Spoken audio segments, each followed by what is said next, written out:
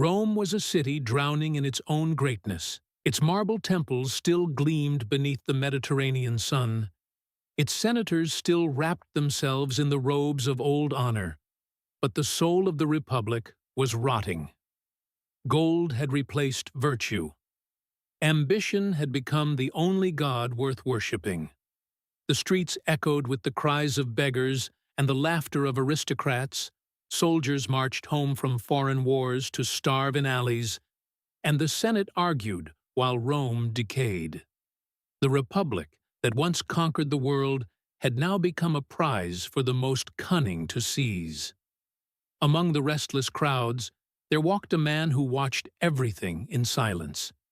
Gaius Julius Caesar, born to a noble line that had long since traded power for pride, carried himself with a calm so deliberate it felt dangerous. His ancestors had claimed descent from Venus herself, but the divine favor of old names no longer meant much in a world that worshipped money.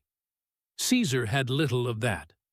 What he did have was far rarer, an unshakable belief that he was meant for something greater.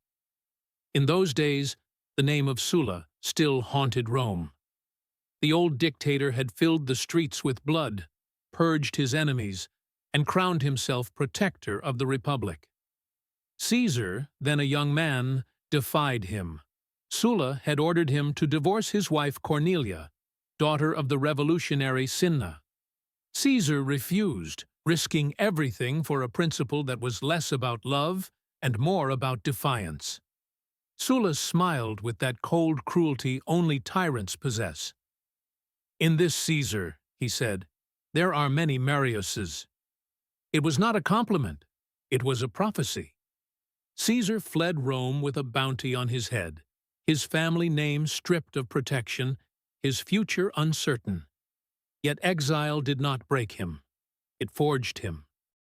He joined the legions in Asia Minor, and on his first campaign showed that his courage was not the type that shouted, but the kind that acted. When his men hesitated before the enemy's line at Mytilene, Caesar rode ahead alone, his crimson cloak gleaming like a challenge against the dust. They followed him, and they won. For that, he received the civic crown, the highest honor for saving a Roman life. He wore it not out of pride, but as a promise to himself. Rome would remember his name.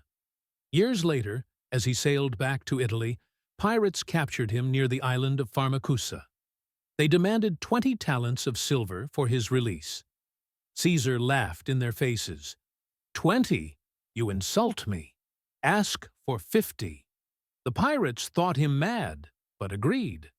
For 38 days he lived among them, not as a prisoner, but as their uninvited commander. He joked with them, wrote poetry, and joined their games. When they grew bored, he scolded them for their lack of discipline. Sometimes, when the sea was calm and their laughter filled the air, he would remind them with a smile, "When I am free, I will come back and crucify you all."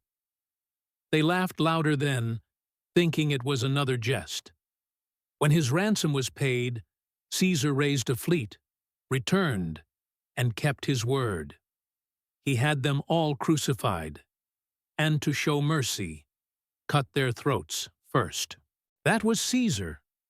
Charm and cruelty, intellect and audacity, perfectly balanced in one man. The pirates had laughed at his ambition. History would not. When he returned to Rome, the Republic was gasping. The Senate was a theater of hypocrites, men who spoke of tradition while bribing voters, who called themselves defenders of liberty while enslaving the poor through debt. Caesar watched, learned, and smiled. He knew he could out-talk them, outthink them, outshine them. And he would. He began aligning himself with the populares, the faction of reformers who claimed to fight for the people against the entrenched aristocracy. It was a dangerous move, but Caesar understood danger as a tool, a mirror that revealed who truly feared him. He became questor, then aedile. These were modest steps, but he made them thunderous. He borrowed vast sums of money to fund grand festivals and games. Gladiators fought under his banners, the people cheered his name in the streets, and his debt grew like a shadow behind him. His enemies mocked him as reckless. Caesar only smiled. He wasn't buying applause. He was buying loyalty. Every cheer, every spectacle was an investment in his myth. Crassus, the richest man in Rome, noticed. He lent Caesar the fortune he needed, not out of kindness, but because he recognized in him a force that could bend Rome's destiny. "I fund bold men," Crassus once said. "They make the world move." Caesar accepted the money and the unspoken alliance. When he stood for Pontifex Maximus, the highest religious office in Rome, the Senate laughed. He was too young, too audacious, too indebted. But Caesar understood something they did not.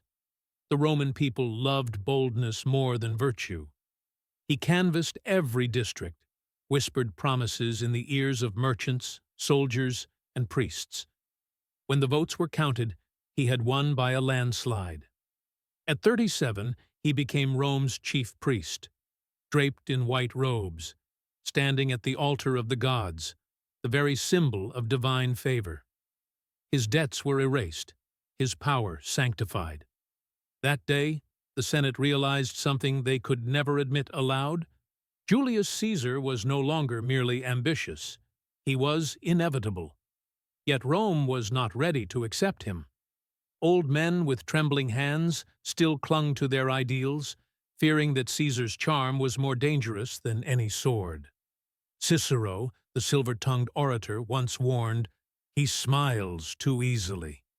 The wolf hides behind that grin, but Caesar did not hide. He met every accusation with grace and wit, often turning an insult into applause. "Cicero," he would say, "you defend the Republic with words. I intend to defend it with deeds." And Rome, weary, hungry, desperate for strength, began to believe him. But power in Rome was never held by one man for long. The city devoured its own heroes. Caesar knew he needed allies, not friends, for he trusted none, but men whose ambitions aligned with his own. So he reached out to Pompey the Great, the general whose victories had stretched Rome's empire from Spain to Syria, and to Crassus, whose gold could buy armies. Between them, they struck a silent pact, a triangle of power that no law could contain. History would call it the First Triumvirate. The Senate sneered at the alliance, believing it fragile. But in 59 BC, Caesar was elected consul, the highest office in the Republic. Now the sneers turned to fear. From the consul's chair, Caesar unleashed a storm of reforms.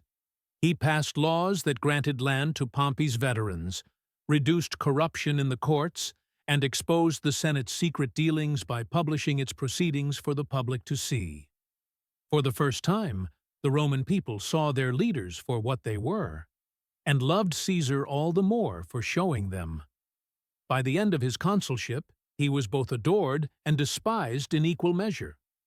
The streets rang with his name, and the Senate whispered of tyranny. Yet he remained untouchable.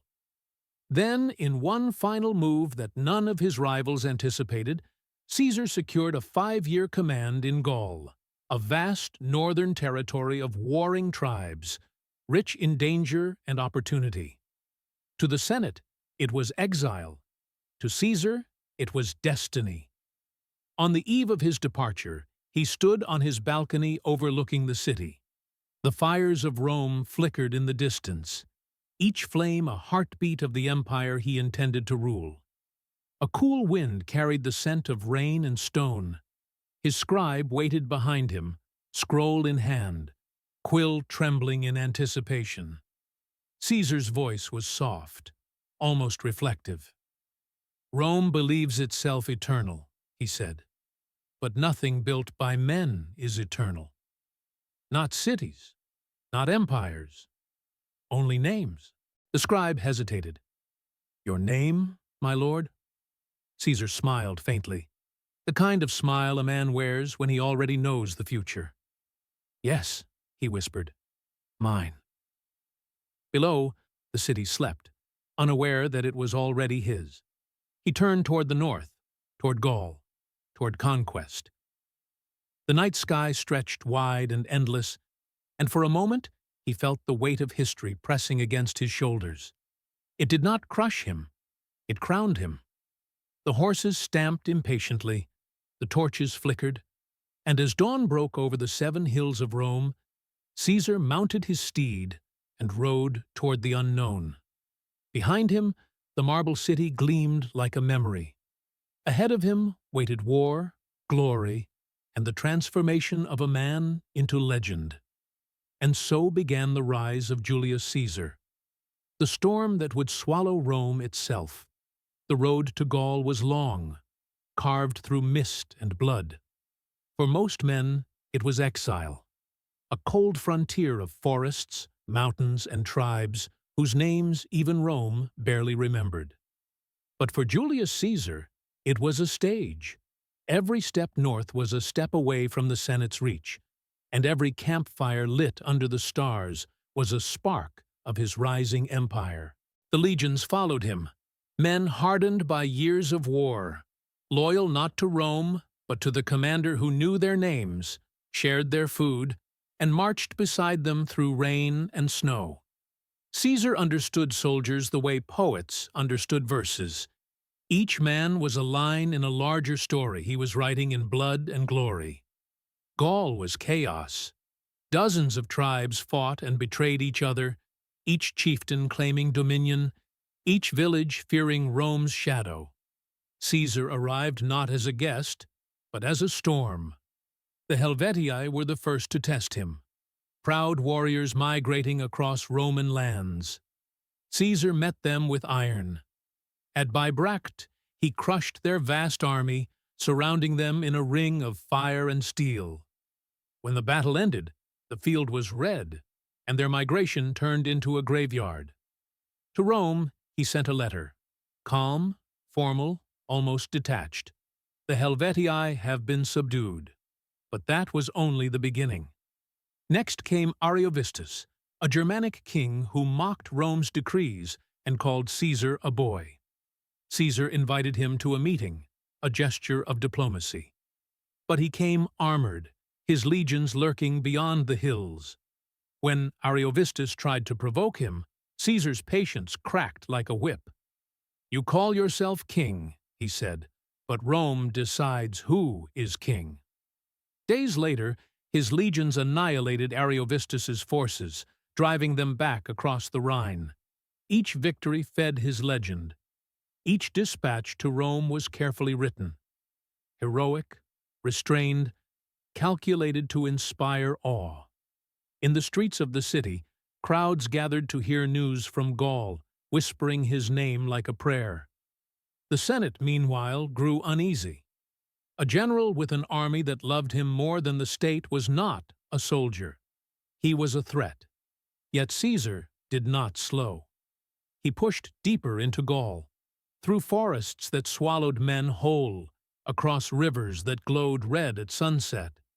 He faced tribes united by Vercingetorix, the young Gallic chieftain who would become his most formidable enemy. For the first time, Caesar faced someone who understood strategy, who could rally an entire people under a single banner of resistance.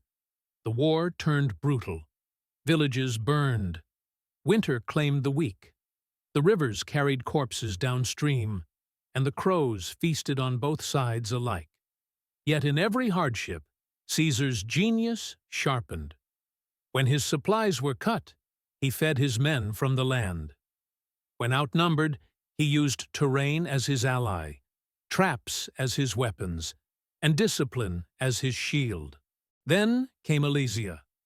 It was a fortress on a hill, surrounded by thousands of Gallic warriors and their families. The heart of Vercingetorix's rebellion. Caesar laid siege, encircling Alesia with walls, trenches, and spikes, a cage within a cage. His engineers worked day and night while arrows rained from above. The Gauls mocked them, shouting that their reinforcements would soon come. Caesar said nothing. He only ordered more trenches. When the Gallic relief army arrived, it was vast, some say 250,000 men. Caesar's legions were trapped between two enemies, besieged and surrounded. The night before the assault, he walked among his soldiers. The rain fell cold and heavy, and his cloak clung to him like a second skin. "Tomorrow," he told them quietly, "the world will learn what it means to be Roman." The battle that followed was chaos. Trumpets blared, arrows darkened the sky, and the ground shook beneath the charge. The outer wall broke, then the inner. For hours, Caesar's men fought like cornered beasts. When the line began to falter, Caesar himself rode forward, bareheaded so that all could see him. His crimson cloak flashed amid the storm of blades. His voice rose above the roar of battle. "Hold the line," he shouted. "Rome watches." The soldiers rallied. They fought not for gold or orders, but for him, for the man who had shared their hunger and their hope. When the dust cleared, the Gauls lay broken. Alesia had fallen. Vercingetorix, proud even in defeat, rode to Caesar's camp on horseback. He dismounted, removed his armor, and dropped his sword at Caesar's feet. For a moment, there was silence. Two conquerors facing each other, one defeated by force, the other by destiny. Caesar looked down at the weapon and said softly, "You fought like a Roman." It was the closest thing to mercy he ever gave. From that day, Gaul was Rome's and Caesar's. He spent the next years consolidating his conquest, sending home staggering amounts of gold, slaves, and tribute. His soldiers grew rich and fanatically loyal. They called him Imperator. His enemies called him a tyrant in waiting. The Senate tried to limit his command, to recall him, to strip him of power. But Caesar knew their fear was proof of his success. Each letter he sent back to Rome, the Commentari de Bello Gallico, was more than a report. It was propaganda in perfection. Written in calm, measured Latin, it disguised brutality as necessity, conquest as civilization. Rome devoured every word. The Senate could not fight him with armies, for the people adored him too deeply. Yet the balance in Rome was shifting. Crassus, his ally, had died in the sands of Parthia, his ambition drowned in his own arrogance. Pompey, once Caesar's equal, now turned to the Senate, pretending to be the Republic's defender.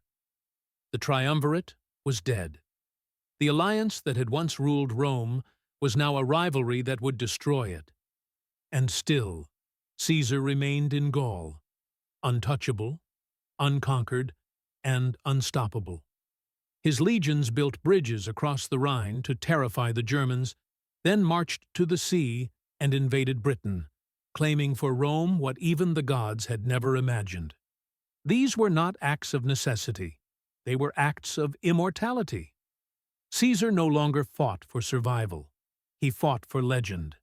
By 50 BC, the Senate sent an ultimatum: disband your army and return to Rome. Caesar's answer was silence. His generals watched him closely that night as he stood by the Rubicon River, a narrow strip of water that marked the boundary no general was allowed to cross with an army. On one side was safety, on the other, civil war. The rain fell softly, and the river shimmered like liquid silver. Caesar's horse pawed at the mud. For a long moment, he said nothing. Then he turned to his men, the veterans who had followed him for 8 years through fire and famine, and said the words that would change history forever. The die is cast. He spurred his horse forward. The water splashed. The hooves struck, and Rome's fate crossed with him. Behind him marched legions who loved him more than the Republic. Ahead of him waited the city he would conquer not with swords, but with destiny. The night swallowed them whole, and the Republic, the proud, ancient Republic of Rome, trembled at the sound of their footsteps. The Rubicon faded behind him, swallowed by the storm and the weight of what it meant. As the legions marched south, villages went silent. Farmers left their plows in the fields, watching in awe as the red banners of Caesar's army rippled through the mist. The Senate had ordered him to surrender his command. Instead, he had chosen destiny over obedience, power over tradition. Pompey, once his ally, was now his enemy, Rome's defender, backed by the Senate and their trembling pride. Yet for all their decrees and threats, Caesar moved like inevitability itself. Every mile he advanced, cities opened their gates, not by force, but by faith. They remembered Alesia. They remembered the man who had brought gold, stability, and glory to Rome. The Republic's words were parchment. Caesar's will was iron. When his legions entered Rome, the city did not resist. The Senate fled in chaos, many escaping east to join Pompey. Caesar walked through the empty forum, a conqueror without a battle. The marble columns caught the first light of dawn, as if bowing to him. Rome was his, yet his face betrayed no triumph. "The war is not over," he murmured. "It has only changed its name." Pompey gathered his armies in Greece, confident in numbers and the Senate's wealth. Caesar pursued, crossing seas and storms, his ships battered, but his resolve unbroken. At Pharsalus in 48 BC, the two titans met. The air was thick with dust and dread as legions faced legions, Romans fighting Romans, brothers divided by loyalty. Caesar's men were outnumbered, exhausted, starving. Yet when he rode before them, calm and unflinching, a ripple of faith swept the line. He spoke quietly, as he always did before battle. "We fight not for our lives, but for the meaning of Rome." When the horns sounded, his lines held like stone. Pompey's cavalry charged, confident of victory, but Caesar had planned every heartbeat. Hidden reserves cut into their flanks like a blade through silk. The enemy wavered, then shattered. By sunset, the plain was a ruin of armor and blood. Pompey fled the field, leaving his standards and his dignity behind.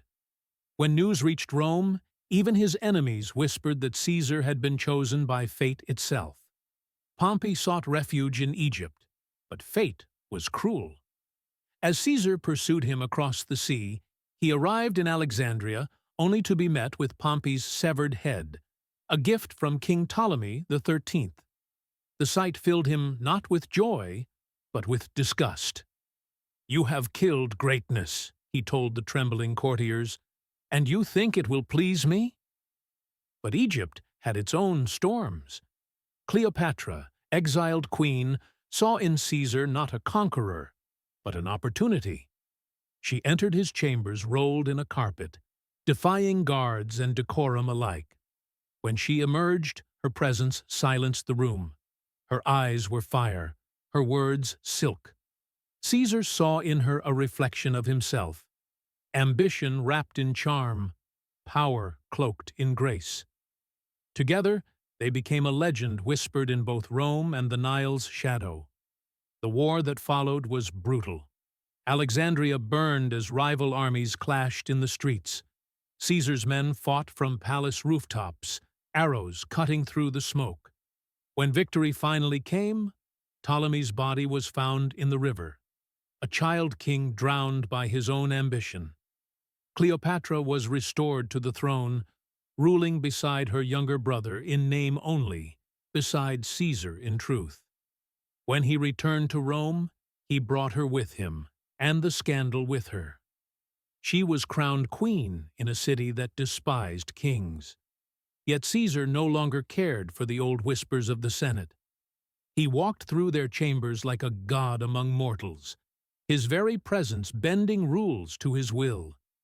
He reformed the calendar, laying down the Julian system that would outlast the Republic itself. He forgave enemies, but not because he was merciful, because he wanted to own them. He expanded citizenship, reorganized debt, rebuilt the forum. His rule was efficient, ruthless, visionary. To the poor, he was a savior. To the Senate, a shadow swallowing their power inch by inch. Each month, statues rose. Each speech, louder cheers. Then, a crown appeared. During the festival of Lupercalia, Mark Antony approached him before the crowd, holding out a golden diadem, the symbol of monarchy. The people gasped. Caesar refused it once. The crowd roared. He refused it again, lifting his hand as if to show humility. But his hesitation was long enough for every senator to see what lived in his heart. Rome's first king since Tarquin. Whispers grew in the marble corridors. He means to make himself divine, they said. He means to end the Republic. And yet the people loved him. In their hunger for order, they mistook dominion for salvation. Caesar had rebuilt what the Senate had broken, but in doing so, he had made himself indispensable. That was his crime. Rome could no longer imagine itself without him. The conspirators gathered in secret, Brutus, Cassius, Casca, and more than 60 others. Some hated him for ambition. Some feared his power. But Brutus, his friend and protege, believed he acted for Rome. Caesar trusted him most. He called him the noblest Roman. On the morning of March 15th, 44 BC, the Ides of March, the sky over Rome was strangely bright. His wife, Calpurnia, begged him not to go to the Senate. She had dreamt of his statue bleeding from 100 wounds. Caesar smiled and brushed her hand aside. "What is written," he said, "is written." He entered the theater of Pompey. The irony lost on none of them. As he took his seat, the senators surrounded him in a casual circle. At first, it was conversation, polite, rehearsed. Then the steel flashed. Casca struck first. Caesar rose, astonished, calling out, "Why, this is violence!" Then came another blow, and another. He fought back until he saw Brutus. The look they shared froze the world. A silent question passed between them, older than betrayal itself. Then the final words escaped him, half whisper, half surrender. "Et tu, Brute?" He fell at the base of Pompey's statue, the man he had once defeated. Blood spread across the marble like the closing of an empire. For a heartbeat, there was silence. Then chaos erupted. The conspirators fled, expecting cheers of freedom, but the people screamed in horror. Rome had not been liberated. It had been orphaned. In the days that followed, his body lay in the Forum. The citizens gathered in mourning, laying flowers, shouting his name. Mark Antony, his loyal general, stood over the corpse and lifted his blood-stained toga for all to see. His speech turned grief into fury, his voice into vengeance. The crowd rioted, burning the houses of the conspirators. Rome fell again, not to invasion, but to grief. And from the ashes, a new Caesar rose, his adopted heir, Octavian, calm, patient, colder than his uncle had ever been. He would finish what Julius had begun. The Republic would die, not by a tyrant's hand, but by the will of the people themselves. And in the centuries that followed, Caesar's name would become more than a memory. It would become a title. Kings and emperors would wear it like a crown. Kaiser, Tsar, Caesar.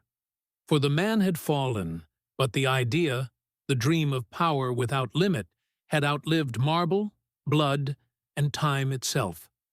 The smoke from his funeral pyre curled upward into the Roman sky, carrying the scent of burned laurel and wax, mingled with the faint sweetness of olive oil poured as offering.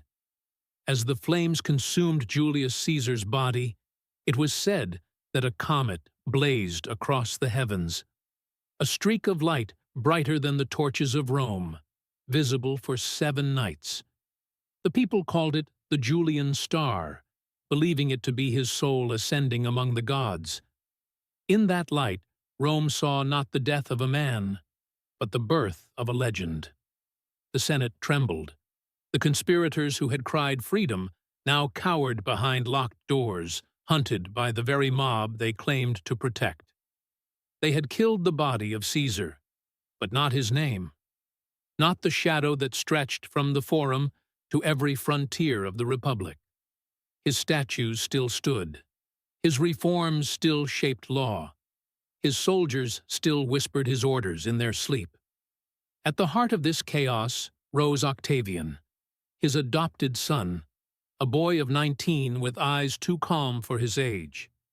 He arrived in Rome quietly, speaking little, smiling less. Many dismissed him as a child playing at politics, but Caesar's blood ran cold and precise in him. He studied his uncle's enemies, his friends, his debts, and his mistakes. He learned faster than they expected, and when he struck without hesitation.